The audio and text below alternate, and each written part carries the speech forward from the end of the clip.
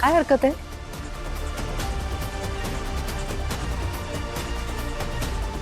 युवराज त्यांच्या घरी राहायला गेला तर काय हरकत आहे पद्मिनी काकू? आई म्हणून तुमची काळजी कळते मला, पण आता बेलसरे फॅमिली फक्त युवराजचं सासर उरलेलं नाहीये, they are part of our family ना. आणि समजा त्यांनी युवराजला काही काम सांगितलं तर काय प्रॉब्लेम आहे? I don't think there is any problem. अगं नाही म्हणजे त्याला सवय नाहीये ना त्या तशा परिस्थितीत राहायची, मग कसा मॅनेज करणार ना तो. मुली आपलं घर सोडून सासरी जातात, तिकडल्या घराशी तिकडल्या माणसांशी ऍडजस्ट करतात ना.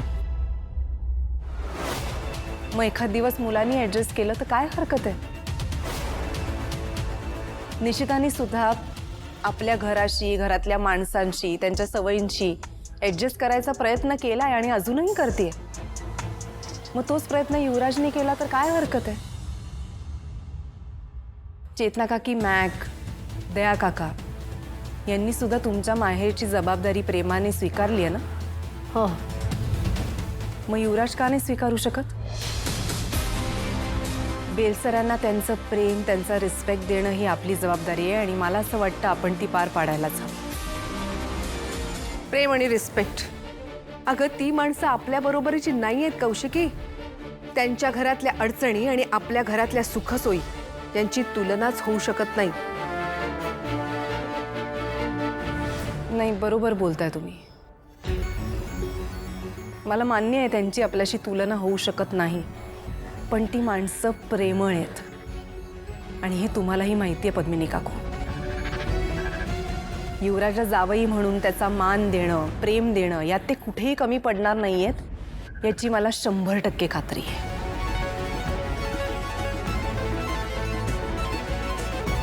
आणि आता मला असं वाटतं की युवराजने जावई म्हणून बेलसरांची जबाबदारी घेणं गरजेचं आहे. He has to take responsibility and I know he will. I know it. अजिबात काळजी करू नका. I know he's going to be absolutely fine. आलेच मी.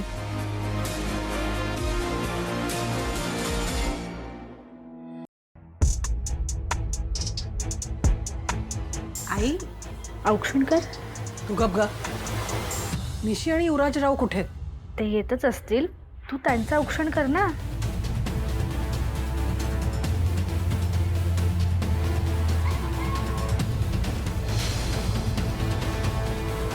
आत्ता आलं नवीन जोडपं.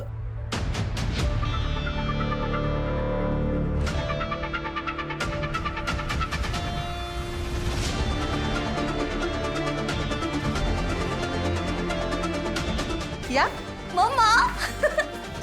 निशू, अगं थांब बाळा, थांब. माहेरवाशीण आहेस तू, तुझं चांगलं स्वागत करू दे आम्हाला. बघ आम्ही सगळे आहोत की नाही उभे स्वागताला.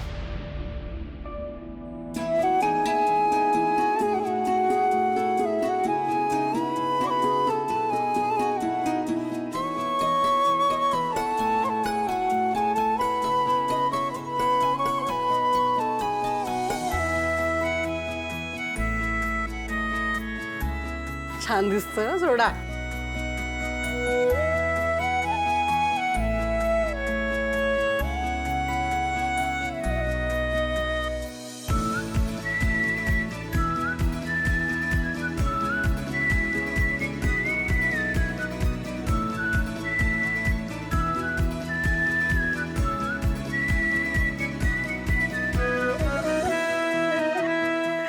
या या आत या. या ये या. रेखा, अगं तारिणी आणि केदार दिसले नाहीत का तुला? त्यांचं पण औक्षण कर ना. सासूबाई, अहो तुमचं घर आहे, तुम्हाला ज्यांना कोणाला बोलवायचंय ना त्यांना बोलवा, पण त्यांचा मानपान माझ्याकडनं होईल ही अपेक्षा ठेवू नका. घ्या. रेखा, हट्टीपणा पुरे, रीत म्हणून तरी कर. आजी अगं जाऊ देत ना. अगं राहू दे ना, काय राहू दे तारिणी, रीत असते ही. दोन्ही एकाच घरच्या मुली आहेत ना, मग हा भेदभाव कशासाठी? भेदभावाचं तुम्ही बोलताय? आयुष्यभर निशी आणि तारिणीमध्ये भेदभाव केलाय तुम्ही, हे विसरलात? मी नाही करणार औक्षण.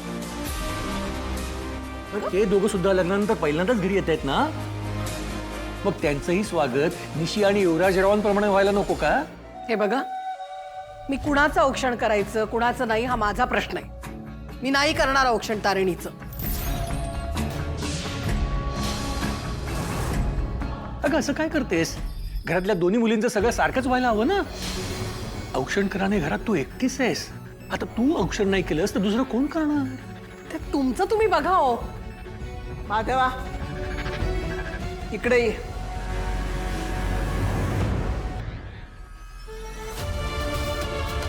तारिणीला आई नसली ना तरी तिचा बाप अजून जिवंत आहे, हे दिसू देत सगळ्यांना. तू औक्षण कर. ये.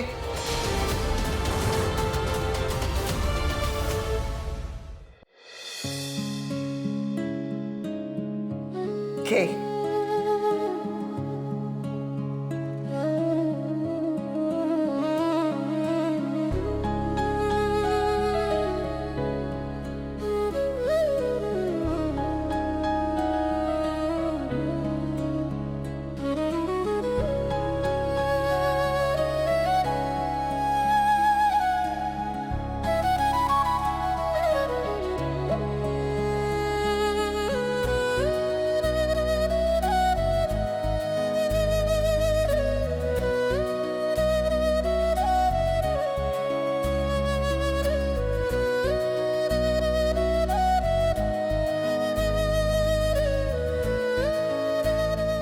बाबा,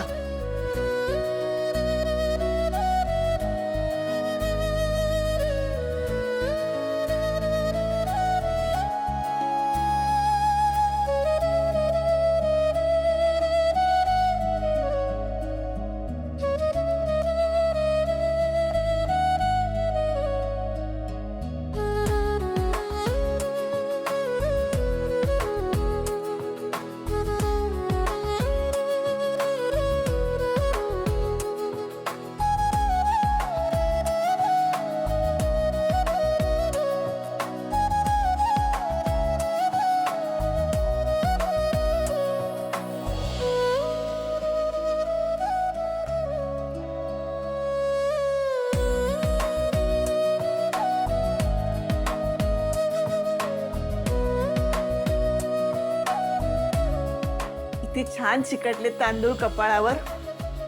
बापाची खूप माया आहे लेकीवर.